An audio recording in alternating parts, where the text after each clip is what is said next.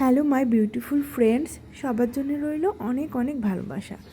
আজকে আমি দেখাবো মটরের ডাল চালটা দিয়ে। এর জন্য জলটা আমি পরিমাণ মতো নিয়ে এর মধ্যে মটরের ডাল অ্যাড করে দিয়েছি। জলটা কিন্তু গরম ছিল, হালকা গরম।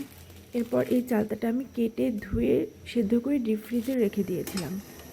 এরপর এই যে ফেনাটা, এটা আমি ফেলে দেব।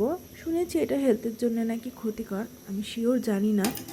এতে করে কিন্তু ডালের টেস্টটাও অনেক বেশি ভালো হয়, এই জন্য আমি ট্রাই করি সবসময় এটা ফেলে দেওয়ার।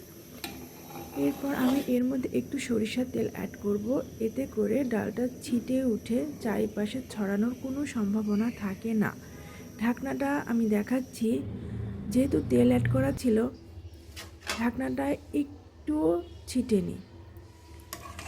আর এই যে আচ্ছা, আরেকটা কথা, ডালটা কিন্তু একদম পারফেক্টলি সেদ্ধ হয়েছে, যেহেতু জলটা মানে জলের পরিমাণটা একদম ঠিক ছিল, তলাতে লাগেও নি।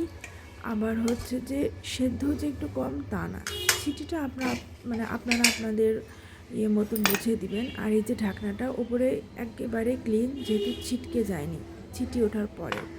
আর তলাতে সামান্য একটু লেগেছে, এটা তো লাগবেই, স্বাভাবিক। আপনারাও এই সরিষা তেল দেওয়ার ফর্মুলাটা অ্যাপ্লাই করতে পারেন। এরপর তেলে আমি ফোড়ন দিয়ে নিয়েছি, এর মধ্যে দিয়ে দিয়েছিলাম একটু তেজপাতা, আর পাঁচফোড়নের পরিমাণটা আমি একটু কমই দিই, তাতে করে আমার মনে হয় টেস্টটা জানি মানে মানে বেশি দিলে মনে হয় যেন তেতো হয়ে যাবে। আমি জানি না, এটা আমার কথা।